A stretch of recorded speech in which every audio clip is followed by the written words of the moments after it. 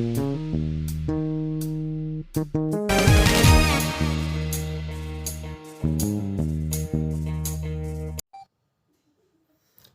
Assalamualaikum warahmatullahi wabarakatuh. Pada kesempatan kali ini, saya atas nama Andi Renal Adrian Wijaya dari kelas 1B D4 Administrasi Bisnis akan membawakan materi yang berjudul Teori Penawaran. Baik, adapun materi yang akan saya bawakan pada kesempatan kali hari ini yaitu yang pertama, pengertian penawaran. Yang kedua, bentuk fungsi penawaran.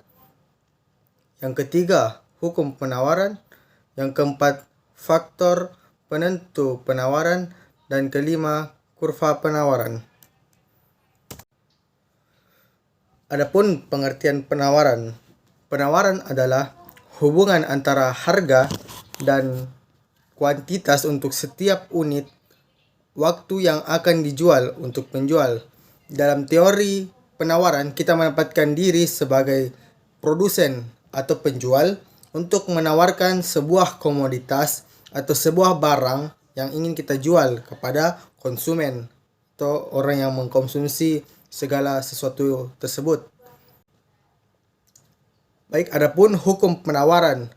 Hukum penawaran berbunyi yang pertama, semakin tinggi harga sesuatu barang, maka semakin tinggi pula jumlah barang tersebut ditawarkan oleh penjual. Sebaliknya, apabila semakin rendah harga barang tersebut, maka akan semakin rendah pula barang tersebut ditawarkan oleh penjual. Seperti itu. Baik, adapun faktor-faktor penentu penawaran yaitu harga suatu barang. Tentu saja harga dari produk itu sendiri berpengaruh terhadap penawaran.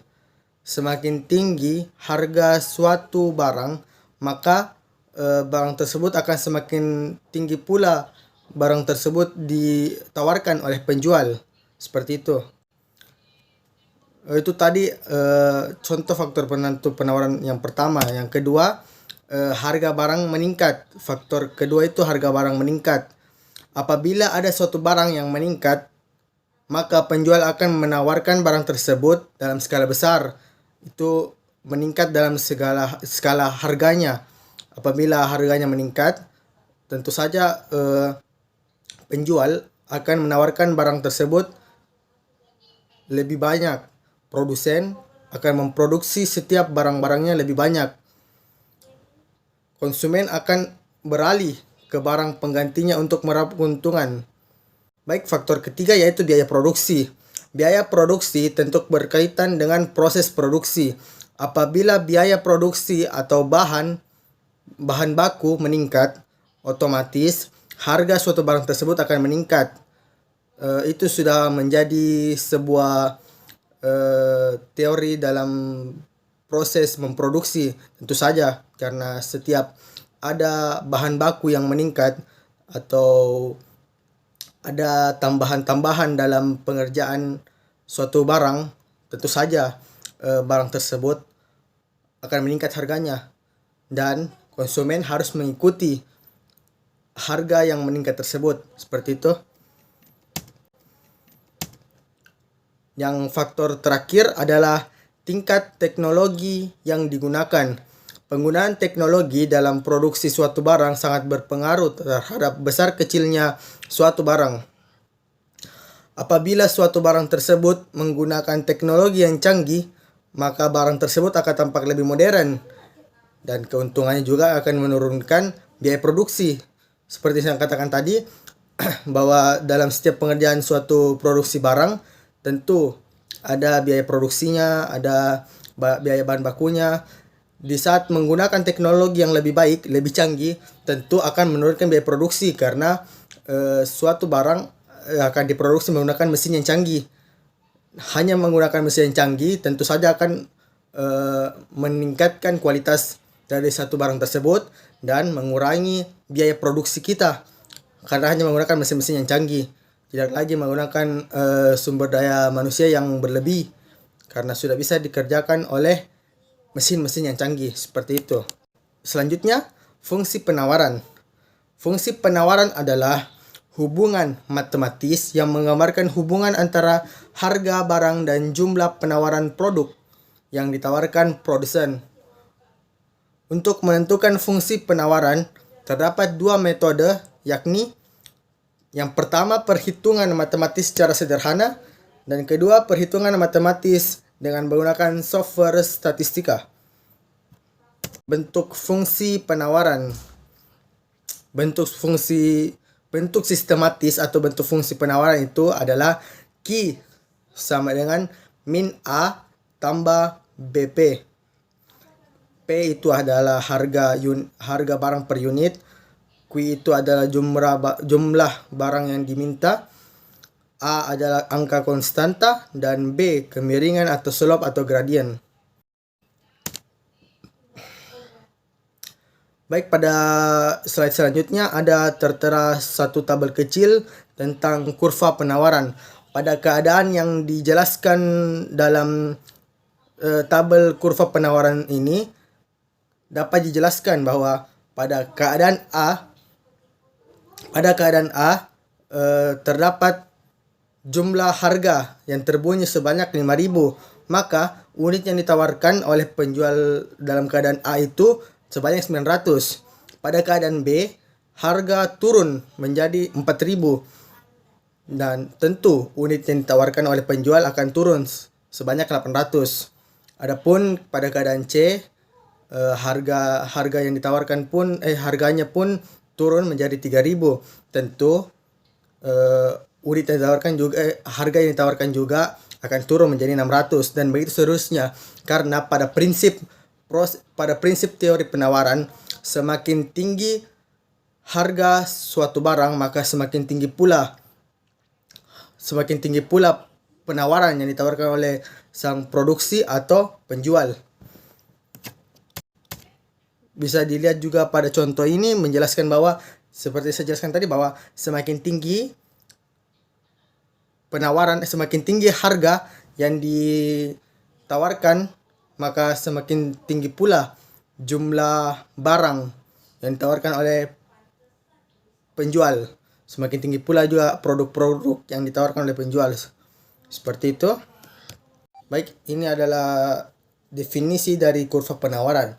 Kurva penawaran dapat didefinisikan sebagai suatu kurva yang menunjukkan hubungan di antara harga barang suatu produk tertentu dengan jumlah barang yang ditawarkan. Kurva penawaran akan bergerak dari kiri bawah ke kanan. Apabila penawaran bertambah, maka kurva penawaran akan bergerak ke kiri atas, dan apabila berkurang akan bergerak ke kiri bawah. Saya ingin memberikan satu contoh tentang teori penawaran.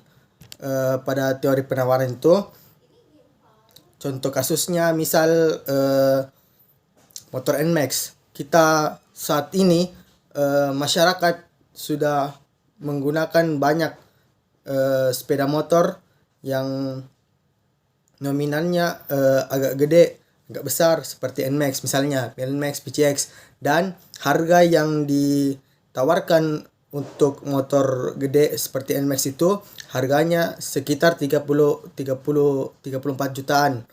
Tentu itu akan membuat produksi atau penjual semakin meningkatkan penawarannya, karena di setiap masyarakat sekarang sudah banyak sekali menggunakan motor jenis-jenis NMAX, sehingga banyak sekali penggunaan yang digunakan oleh masyarakat yang membuat motor NMAX saat ini sedang laris-larisnya, dan itu tentu memacu produksi sepeda motor NMAX dan penjual sepeda motor NMAX untuk selalu memproduksi barangnya dan menawarkan barangnya, seperti itu. Baik, itulah tadi sedikit materi yang saya bawakan untuk tugas pengantar ilmu ekonomi dengan bertema teori penawaran. Semoga apa yang saya jelaskan bisa masuk ke pikiran kita, bisa menjadi manfaat, bisa menjadi ilmu yang bertambah bagi kita semua.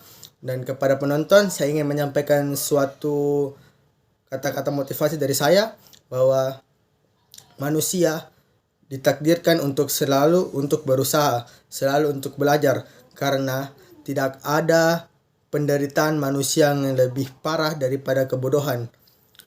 Manusia ada yang kaya, ada yang jelek tapi kaya, tapi tidak ada yang kaya tapi malas. Jadi kita harus senantiasa terus menjemput ilmu, selalu menuntut ilmu untuk mengetahui segala sesuatu ilmu yang ada di dunia ini. Untuk senantiasa selalu mencari ilmu-ilmu yang bermanfaat, ilmu-ilmu yang kita menggunakan untuk mengasah skill kita, dan ilmu-ilmu yang kita bisa gunakan untuk kehidupan sehari-hari, untuk di dunia maupun di akhirat kelak, insyaallah. Atas perhatiannya, saya ucapkan terima kasih kepada teman-teman dan Bapak dosen yang menonton video ini. Kurang lebihnya mohon dimaafkan. Assalamualaikum warahmatullahi wabarakatuh.